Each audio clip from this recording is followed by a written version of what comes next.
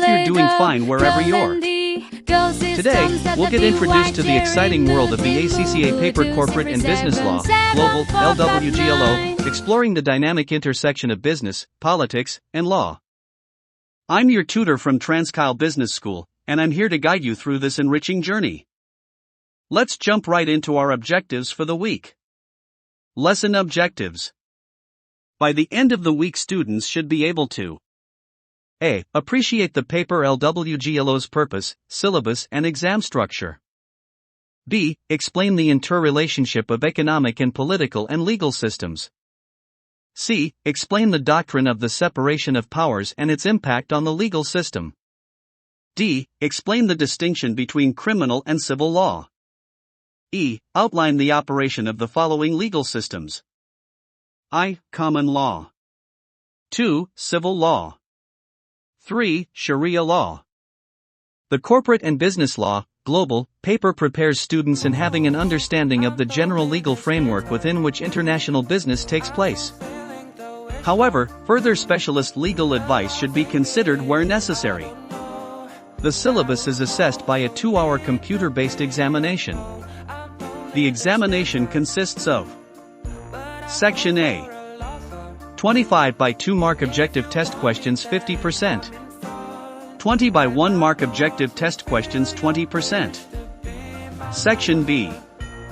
5 by 6 mark multitask questions 30% 100%. All questions are compulsory. Syllabus main capabilities.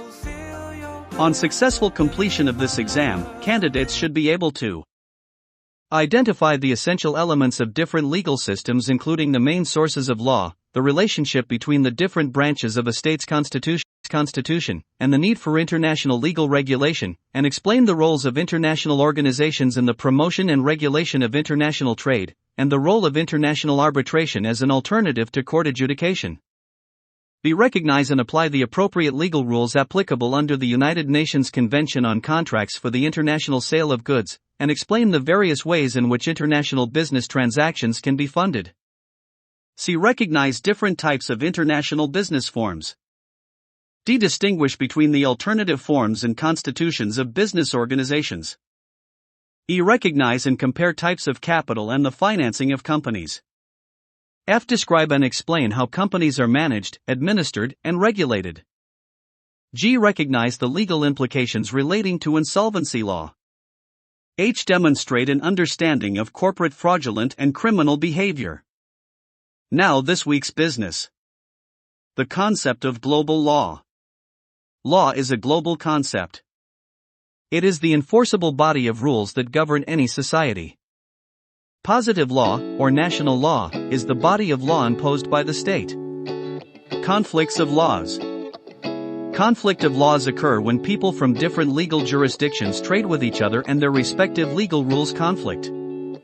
International law is the system of law regulating the interrelationship of sovereign states and their rights and duties with regard to one another. International law. Certain international organizations, such as the United Nations, companies, and sometimes individuals. International law is the system of law regulating the relations between sovereign states, and the rights and duties they have with regard to each other. International law deals with matters such as the formation and recognition of states, acquisitions of territory, war, the law of the sea and of space, treaties, treatment of aliens, human rights, international crimes and international judicial settlement of disputes. Sources of international law. Sources of international law are public, treaties, custom and general legal principle, and private, a nation's own national laws which regulate international dealings. For example, the European Union is a collection of nations which have agreed between them on some common laws by signing conventions and treaties. This is public international law. The term private international law is the part of a nation's own law that establishes rules for dealing with cases involving a foreign element. Legal systems. Very few laws are available for international law and, as already highlighted, in many countries laws are normally national laws although sharing some common methodologies with those of other nations. Yet, certain laws in certain countries have been considered model laws which have influenced the craft of laws in other countries. Accordingly, in this lecture we will look at principles of law that have international significance. There are three key legal systems or underlying methodologies of law operating in the world that have been adopted by different countries for different reasons: common law, civil law, and Sharia law.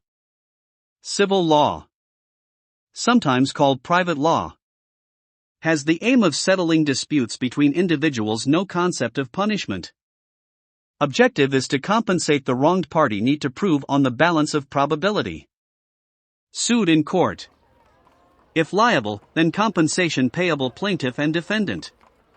Personal action brought by the aggrieved party. Court may award damages or an equitable remedy if damages are inappropriate. Common law.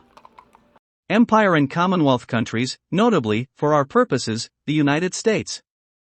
Development started with effect from 1066. The king's representatives attended local courts and then met in London on a regular basis. About a period of 200 years, the law was commonized, hence, common law. The cornerstone of common law is judicial precedent. Ratio decidendi and obiter dicta.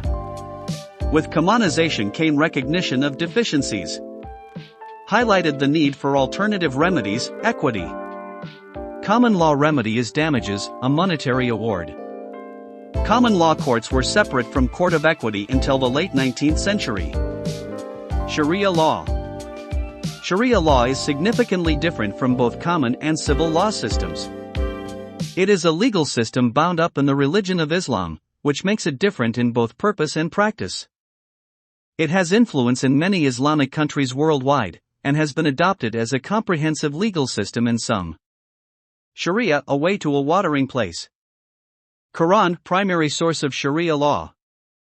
Sunnah, what has come to be accepted conduct. Shia, Hanafi, Maliki, Hanbali, Shafi'i.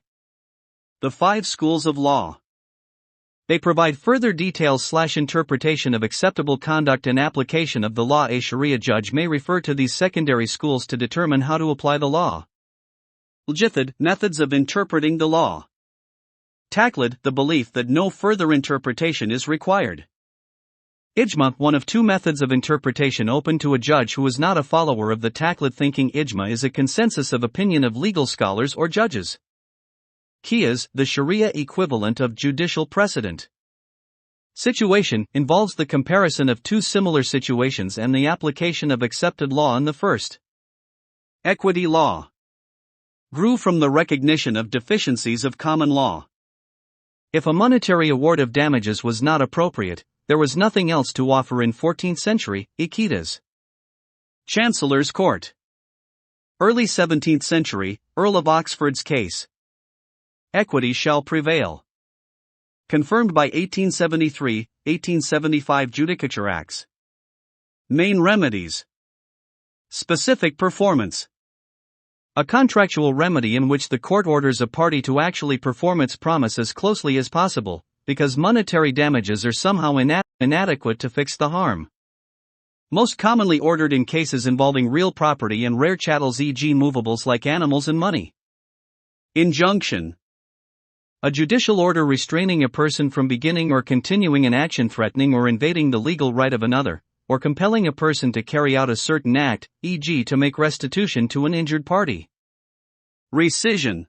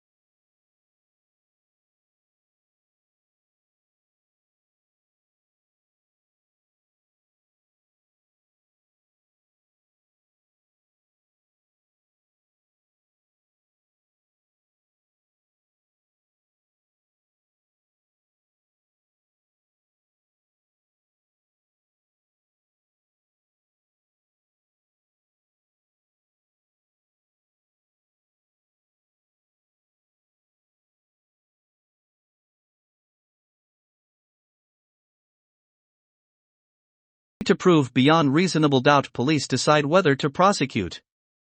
This decision is reviewed by the Crown Prosecution Service in the UK. Distinction between civil and criminal case. It is not an act or event which creates the distinction between criminal and civil. A broken leg caused to a pedestrian by a drunken driver is a single event which 1. A criminal case, prosecution by the state for the offense of driving with excess. 2. A civil case, the pedestrian sues for compensation for pain and suffering. The two sorts of proceedings are usually easily distinguished because of three vital points. The courts where the case is heard. The procedures. The terminology. Distinction between civil and criminal case, example. Question. While on a sales trip, one of your employees is involved in a car accident. The other vehicle involved is damaged and it is alleged that your employee is to blame. What legal proceedings may arise as a result of this incident? Solution. Your employee may be guilty of a driving offense such as careless driving. The police, to whom the incident should be reported, will investigate, and if the facts indicate a driving offense, will prosecute him. The owner of the damaged vehicle, or his insurers, may sue the driver at fault in civil proceedings to recover damages. Rules of statutory interpretation. 1. Literal rule. Words should be given their plain, ordinary, or literal meaning. Normally a word should be construed in the same literal sense wherever it appears throughout the statute. 2. Purposive rule. Under this approach to statutory interpretation, the words of a statute are interpreted not only in their ordinary, literal and grammatical sense, but also with reference to the context and purpose of the legislation, i.e., what is the legislation trying to achieve? This shows how the court took account of the mischief or weakness which the statute was explicitly intended to remedy. In Gardiner v. Sevenoaks RDC 1950, the purpose of an act was to provide for the safe storage of film wherever it might be stored on premises. The claimant argued that premises did not include a cave and so the act had no application to his case. The purpose of the act was to protect the safety of persons working in all places where film was stored. If film was stored in a cave, the word premises included the cave. 3. Contextual rule. A word should be construed in its context. It is permissible to look at the statute as a whole to discover the meaning of a word in it. For iustem generis rule, statutes often list a number of specific things and end the list with more general words. In that case, the general words are to be limited in their meaning to other things of the same kind, Latin, iustem generis, as the specific items which precede them. 5. Expressio unius est exclusio alterius rule. To express one thing is by implication to exclude anything else. For example, a statutory rule on sheep does not include goats. Nocitur associes rule. A word draws meaning from the other words around it. If a statute mentioned children's books, children's toys, and clothes, it would be reasonable to assume that clothes meant children's clothes. 6. In pari materia rule, if the statute forms part of a series which deals with similar subject matter, the court may look to the interpretation of previous statutes on the assumption that Parliament intended the same thing. Ratio decidendi and obiter dicta. Ratio is the reason for the decision. Ratio is binding on future judges in similar cases. Reversing, higher court reverses lower court decision. Overruling, higher court overrules lower court decision. Distinguishing, court avoids earlier precedent by lower court. Ratio not binding if too obscure. Ratio not binding if made without care, per incurriam. Ratio not binding if in conflict with a basic principle of law. Ratio not binding if in conflict with European law. Ratio not binding if too wide. Ratio not binding if made in inferior court. Obiter dicta. Other things that were said. Other rules that were stated but which were not the reasons for the decision. Obiter dicta is not capable of forming binding precedent but may be persuasive. This is when judges follow decisions from earlier similar cases. The concept does not have any true equivalent in Sharia law. The nearest equivalent is qiyas. Judges, in the UK, may avoid the earlier decision and therefore avoid having to follow the precedent decision, if earlier decision was made per incurriam, without care. If too obscure. If in conflict with basis principle of law if too wide. In Europe, if in conflict with European law if facts are not materially similar. Rules for applying a precedent. Must be based on a point of law, not a point of fact. Must be part of the ratio decidendi in the previous case. Material facts should be sufficiently similar. Prior court must have superior status in the hierarchy of the courts. Merits and demerits of judicial precedent. Merits. Consistency, certainty and clarity promote predictability. Flexibility allows development to meet the changing needs of society. Practical as it arises from actual events. Demerits. Vast number of cases leads to bulk, complexity, and inconsistency. Rigidity leads to loss of flexibility and loss of development. Patchwork nature means that case law is reactive rather than proactive. Separation of powers and the rule of law. In essence, the doctrine of separation of powers is that for a free and democratic society to exist there must be a clear separation between the three branches of government, namely, the executive, which is the branch that executes the business of government. It comprises the president, vice presidents and ministers, the public service, the defense forces, the police force and other law enforcement organizations. All the administrative, law enforcement and coercive organs of the state fall within the executive branch, making it potentially the most powerful of the three branches of government unless its powers are subject to limitations. The legislature, which is the lawmaking branch. In Zimbabwe it consists of the Senate and the House of Assembly. The judiciary, which interprets the law. It comprises judicial officers and the courts over which they preside. In Zimbabwe the courts are divided into superior courts, namely the Supreme Court and the High Court, and the lower courts, which are principally magistrates' courts and customary law courts. There are also specialized courts such as the Administrative Court, the Labor Court and the Fiscal Appeal Court. If one of these branches encroaches upon the functions of the others, so the doctrine goes, freedom and the rule of law are imperiled.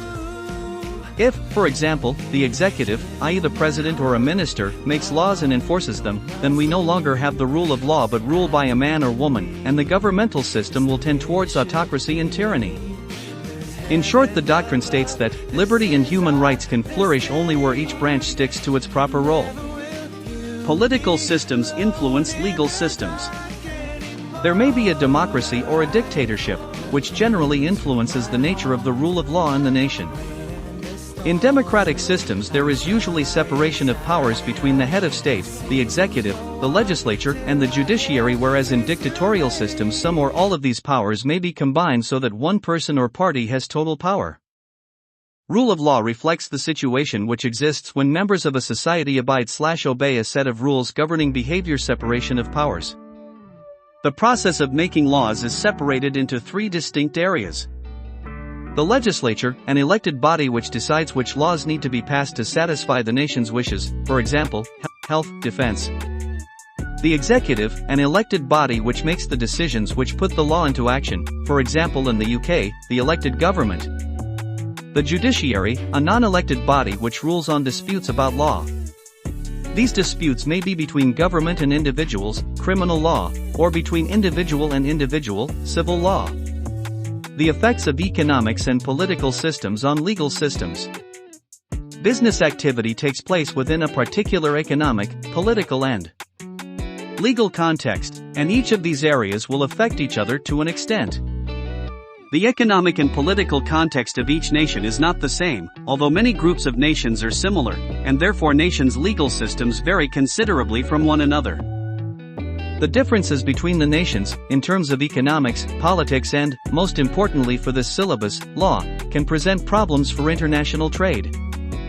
In this course, we shall explore the difficulties presented and the solutions created by various international bodies, particularly the United Nations, which we introduce in the next lecture. Economic systems. Economics can be described as the ways in which society decides what to produce, how to produce it, and who to produce it for. Basically, every individual is involved in economics, in providing, by salary or labor, for himself and his family. On a wider scale, governments are involved in economics for the whole country. There are three basic kinds of economic system: planned, market, and mixed economies. The planned economy. Here, allocation of resources determined centrally by government. Prices are fixed centrally for both resources and production. Prices are not therefore the result of the forces of supply and demand. Individuals own items of personal property, but real wealth is held by government, central or regional. The market economy. In this economy, allocation of resources is determined by the forces of supply and demand. Market forces dictate quantity of production, and consumption price is dependent upon supply and demand. Wealth is held individually rather than collectively.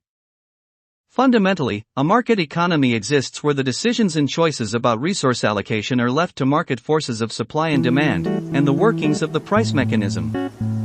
Mixed economy. Here, decisions and choices are made partly by free market forces of supply and demand, and partly by government decisions. Economic wealth is divided between the private sector and the public sector. In reality, all modern national economies are mixed economies, although with differing proportions of free market and centrally planned decision-making from one country to the next. This concludes our lecture. In our next session, we'll delve deeper into the specifics of each legal system, examining landmark cases, principles, and their global impact. I encourage you to actively engage in discussions, attempt the assignments, and submit your solutions. Remember, understanding the interplay between business, politics, and law is key to becoming a proficient global legal professional. Thank you for your attention, and I look forward to an interactive and enriching learning experience this week. For more information, contact Jerry on +263 7745966368 or email at jmudimukulu@gmail.com. Good day, students.